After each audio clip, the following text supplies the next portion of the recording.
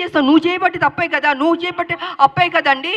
ఇవాళ అవస్థ పడుతున్నారు, ప్రతిదానికి ఇబ్బంది అవుతుందండి. జీతాలు ఇవ్వనా ఇబ్బంది, స్కీమ్స్కి ఇవ్వాల డబ్బులు ఇవ్వాలన్న ఇబ్బంది, ఎన్ని ఇబ్బందులు ఉన్నాయని బికాస్ కేసీఆర్ వల్లది. నేను అదే చెప్తున్నా. అలాంటి ఒక్క నిమిషం సార్, అలాంటి వ్యక్తిని నువ్వు సమాధానం చెప్పాలి. విడిచిపెట్టవు. మీరు అసెంబ్లీకి ఎందుకు రావట్లేదండి? ఎందుకు రావట్లేదు నేను అడుగుతున్నాను. మీకు ఓటు వేశారు కదా, మిమ్మల్ని గెలిపించారు కదా, మీరు అపోజిషన్ లీడర్లో కూర్చోరా? అంత మీరేమైనా గొప్ప స్థాయి నుంచి వచ్చారా? మీరు కింద నుంచే కదా వచ్చారు. ఇప్పుడు ఈ డబ్బు ఈ కోట్లు అన్నీ ఎక్కడి నుంచి వచ్చిందండి?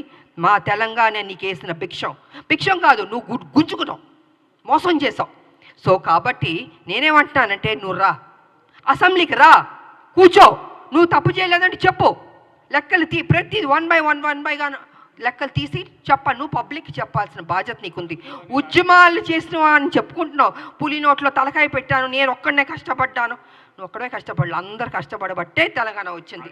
నువ్వు అందరినీ వాడుకున్నావు, అందరితో పని చేయించుకున్నావు, నువ్వు మహారాజులా ఎంజాయ్ చేస్తున్నావు.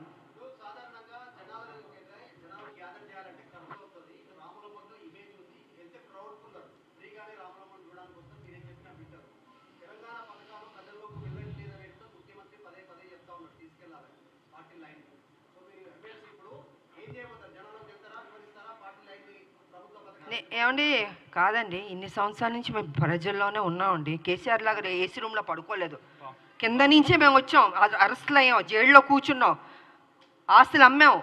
ఆయనలాగా డబ్బు తిన్నింది కాదండి మేము. మా డబ్బు మేము కష్టపడి సంపాదించిన డబ్బు పెట్టామండి. నేను ఎందుకు నా ప్రజలు అనుకున్నాను.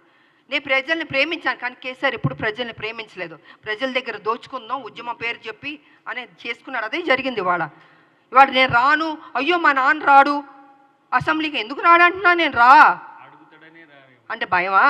అప్పుడు తప్పు చేసావనే కదా నువ్వు. అవునా కాదా చెప్పండి సీనియర్, అవునా కాదా? మీరు అడగాలి అన్న. మీరు అడగకపోతే ఎలాగా?